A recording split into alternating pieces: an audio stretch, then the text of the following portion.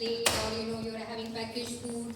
It's your body is okay carrying on. You're young, you don't notice it. Then the second stage comes is unease. Occasional headaches, acidity, joint pain. Or little disturbance here and there. You take pills and you carry on. Then, if you don't address, as I was telling you earlier, if you don't look back and find where this problem is coming from, then it develops into disease. That's the third stage.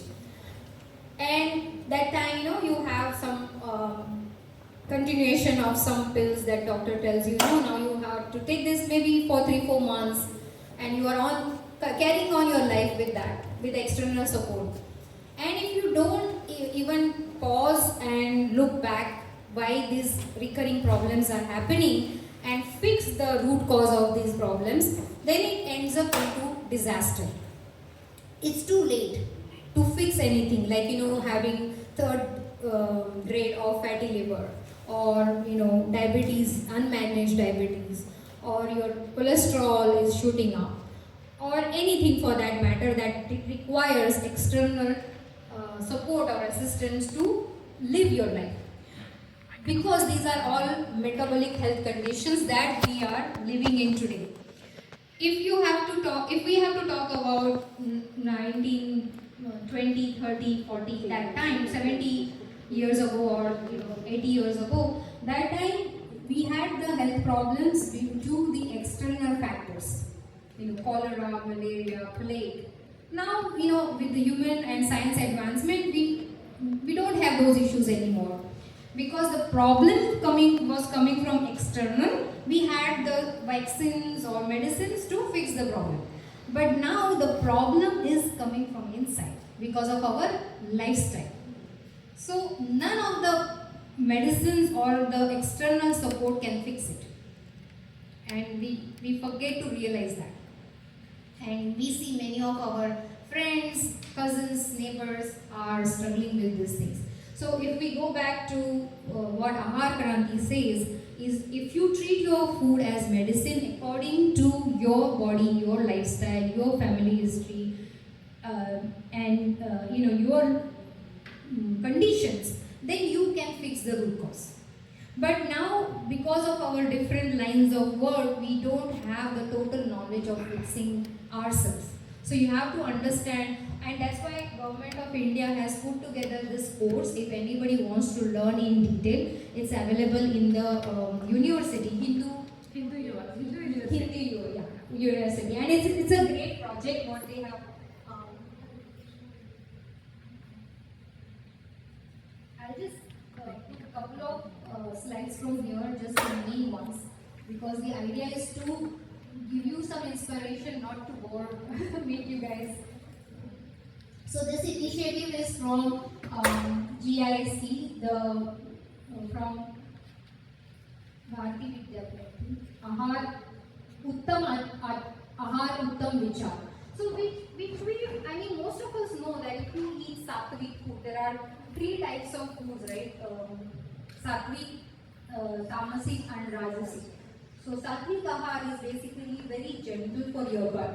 It helps you to, because our gut is our second brain. It controls our mood, our emotions, and our actions. So that's why it is very important what kind of food we give our body.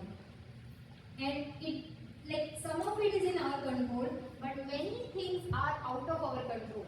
Like sitting here, we don't know where exactly the wheat is coming from, right? Many of us know people are struggling with wheat today because of gluten allergies. But I cannot go in the field and make sure that this square foot of land will give me wheat for my family which doesn't have any pesticide. Can we control? No. I have to just get it from a grocery store and deal with it, right? So, but what Government of India is doing, they have different projects like Ayushman, Krushi Pradhan.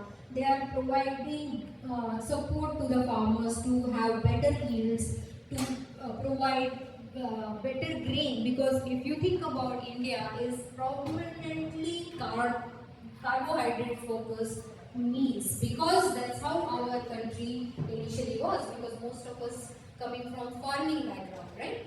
But now they have investments in nutrition-based traditional knowledge. They are putting a lot of money in to educate people about Ayurveda. They are putting investments in having proper food processing industry so that there is less additives, chemicals. So a lot of background work is happening for betterment of humankind.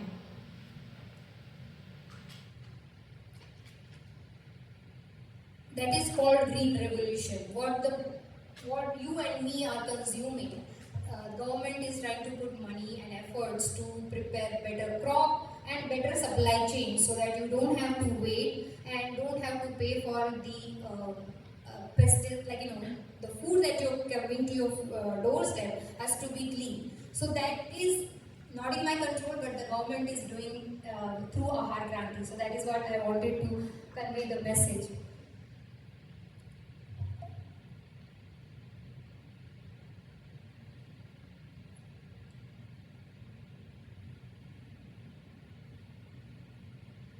So how we can contribute in this is to know the food pyramid, understand what is the balanced food that we can provide and we should be consuming, which I'll get into in more detail. So coming back to the point of in 1970 or before that, we had the life expectancy was only 59-60 because of the other issues. Today, our life expectancy is about 70-80, but the quality of life is not there because most people after 40-45, there are either one or the other elements of either diabetic, because India being a world capital of diabetes, heart disease, and it's very hard to accept the fact where we are headed, coming from the kind of our ancestor had laid the foundation for food. But this is what the current scenario is. So how we can fix it, right? Again, talking about external factor like air pollution, dietary restrictions, it's not in our control, but just to assure that government is taking steps towards that. And one great example of that is 2023. How many of you know that our president had announced that it's a year of millets? Have you seen that in last 2 years the millet availability has increased because the government is funding the farmers to develop those crops?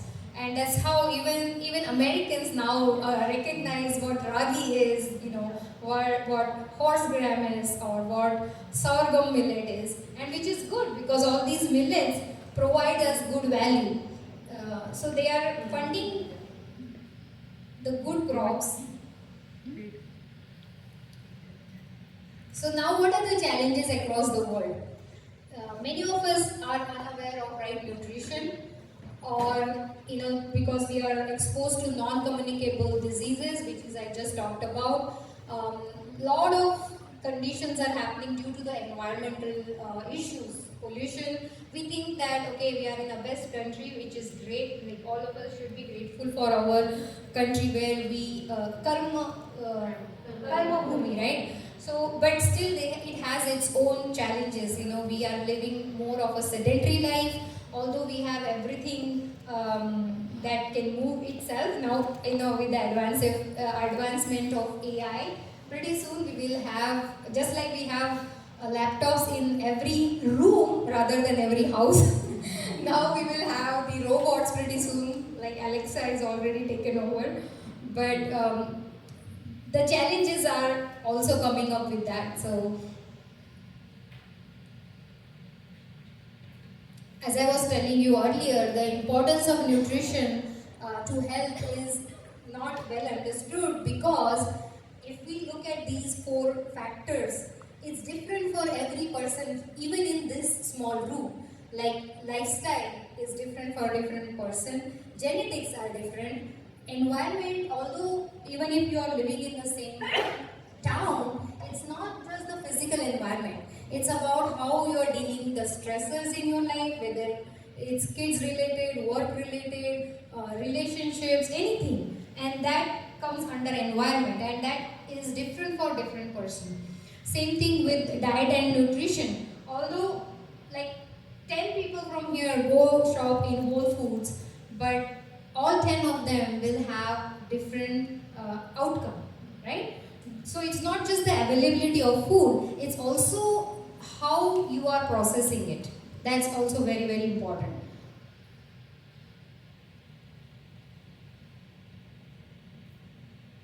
So this is the old food pyramid. Most of us know that recently, government of US has changed, trying to make the changes in the food pyramid. So that is also going to play a major role. So now, what are the challenges which I was telling you earlier? Although I was trying to eat healthy, but the challenges are the chemicals that are entering in our body through food, like fertilizer, pesticides, herbicides, even placenta, the mother's milk now has found microplastic. So it's very scary. Male sperm has high count of microplastic, and that's why the infertility is increasing. Many of us, when I talk to people, they say, "Oh, it's okay. It's just one Ziploc bag. It's not affecting my life." But you don't think in 20, 30 years down the line, it's going to affect your future generation. It's very, very subtle. It's a slow poison, but that is what we have to be like the idea to make each other aware of this and slowly replace as much as possible. Because although we as a human, we have a tendency to just look around us. We don't look next generation for ahead. So that is what we have to be aware of. And consuming these chemicals unknowingly, even if it is unknowingly, the effects of that is same, right? The cancer or the major health conditions are not considerate of your knowledge base, right? Unfortunately, but the more you become aware, the more we can avoid it or prevent it from creating the damage.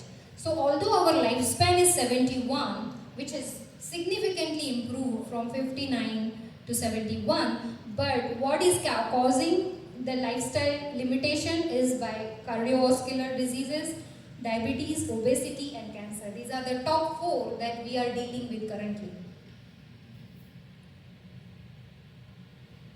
So what can help, right? The awareness. And that's why we want to know what can I do for my body, right? That's where I will give you a little bit understanding in next 10-15 minutes. If somebody wants to learn on this particular Ahar Kranti, they have ton of information. It is really good to know. They have a course, as I said, in the university. They talk about different packaged processed food, how it's affecting your health and how you can protect it from further damage. I don't have to talk about this. Many of you know that red dye or yellow, orange, or blue color are very, very damaging to even kids.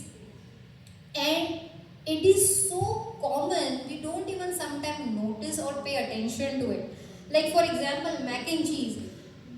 If I just ask in this crowd, do you know a single kid who do not eat mac and cheese?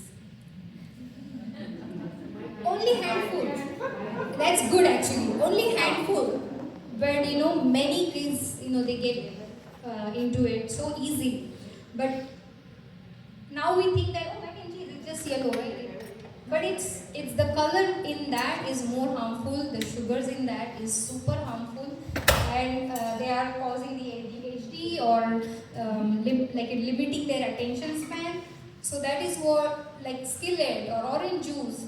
It's not the orange color coming from the actual fruit. It's actually coming from the chemicals in them. So learn to identify the synthetic preservatives and go by the Ayurveda principles. Try to go for more natural, fresh, less processed and packaged food. And include, when I say Ahar Kranti, you need to have uh, all the rasas, sweet, sour, bitter, um, uh, yeah, pungent, uh, and astringent. So all the rasas should be included. If I talk about tamarind, so some of you will salivate, right? But if I talk about tamarind in the age group of 10 to 12, they have no idea. Sour patch. Yeah, sour patch, but it's artificially, created sourness. It's not the natural sourness, and that's what we want our kids. Bitter gourd. Many kids don't, enjoy it or they don't know it. It's just we have to develop their taste towards it. So now this is what actually the knowledge that you will get in more detail when you take the course. But how that applies to my life, right? This is all great. Give me 1 minute to switch the presentation.